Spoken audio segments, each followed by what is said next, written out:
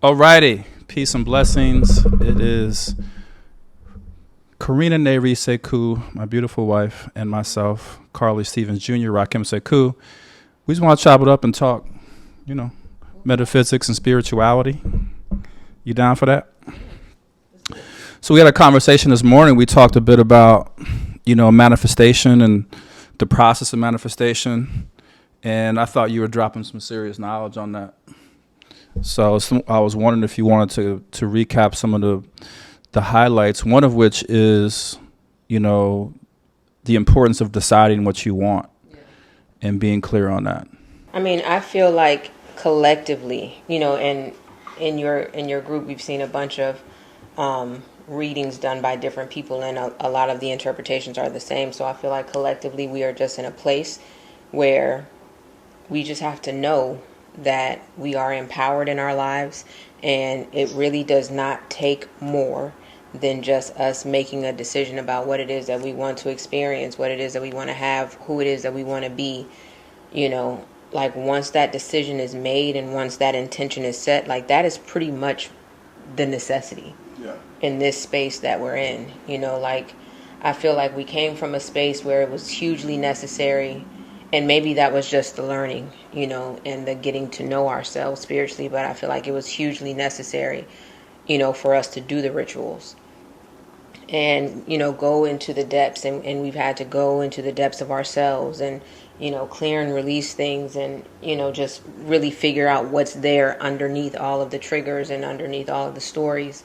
And I feel like for those who have done that work, for those who have elevated spiritually, we are now just at a place where it takes a decision.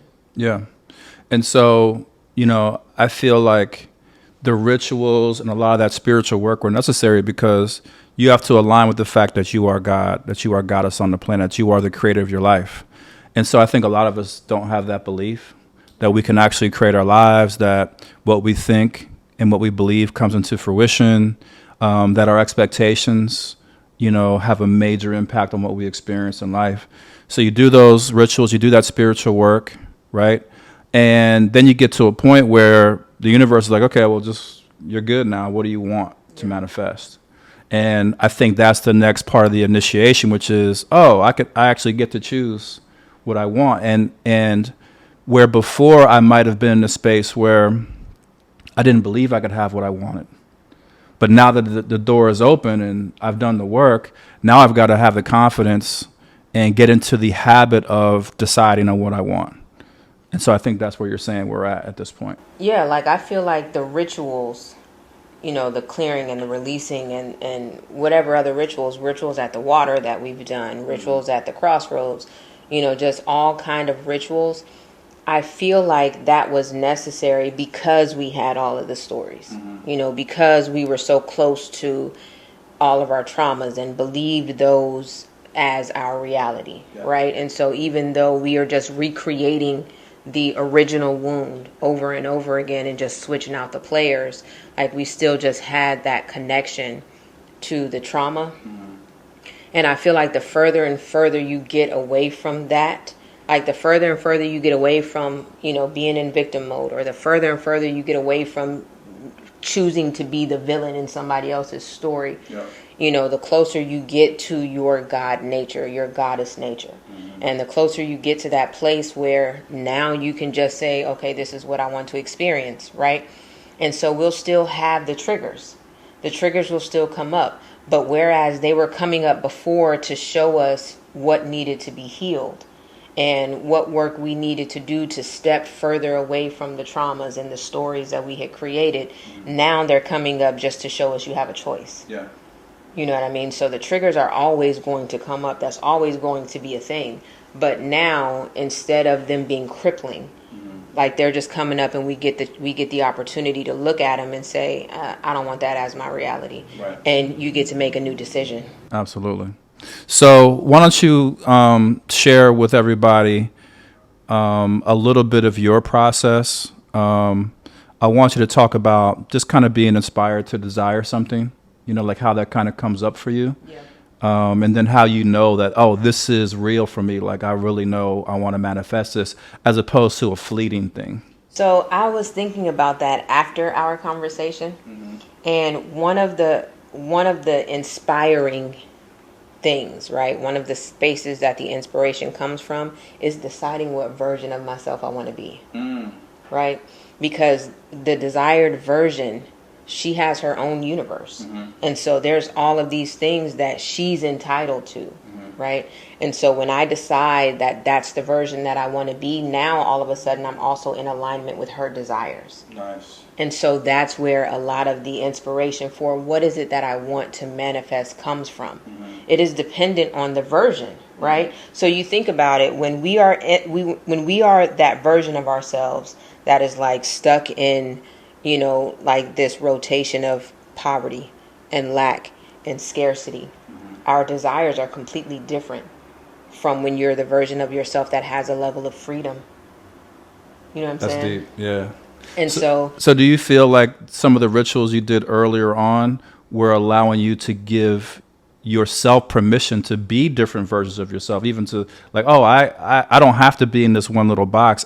There's so many options available to me in terms of who I can be. And the thing about it, yes. And the thing about it too is that Spirit has set me up so early. One of my earliest, like things that I would say to the women that I coach and the women who are in my group is, like, come over here and become the dopest version of yourself. Right? So I was always about becoming the next dope version. Absolutely. Right? We have always been talking about becoming the next dope version. And so even when we talk about, like, when you and I have conversations and I tell you the stories from my past and military and all of that, like, we're talking about completely different versions of myself. Yeah. Absolutely. Right? And so when I look back over my life, I feel like I have been just in this perpetual state of becoming the next dope version. Right? And in becoming the next dope version, I am always bringing with me new desires and, new processes for manifestation. Yeah. Because my process now is not what my process was before. Absolutely. And so, like we talked about earlier, my process now starts with the desire, which, I was able to identify comes from becoming the next version, right? And so that's also a dope milestone, so I can say, oh, I've stepped into a new version. When my desires start to expand and start to change and I start to want more. Yes. Oh, so I know that I'm a different version, so now I have to catch up. Yes. With the version that I've become. Absolutely. So the first thing is seeing those desires and then going about doing the work to give myself permission to actually want them. Yeah. Right? And because who I was 10 years ago she would never give herself permission to want the things that I want today. Right. Right? So we have to do that worthiness work, and we have to do the clearing and releasing, of old beliefs and old mindsets and old stories that have kept you tethered to the past, and look at the traumas and own that everything that happened in my life I created. Right? And take the power from that. And so then once I do that, now I can say, oh, I do want that. Right? And so I give myself permission to want it, to feel the desire for it. Yeah. And then once I do that, then it is, okay, this is what I want, right? And so what's surrounding it? So what doubts are surrounding it? Yeah. What fears are surrounding it? What smallness is surrounding it? Yeah. And then I start to attack that. And so that's where the rituals still come in. Yeah. You do the rituals to completely release everything that is surrounding the desire. Yeah. Right? And then, like we were talking about, the last step of that intention setting is speaking it.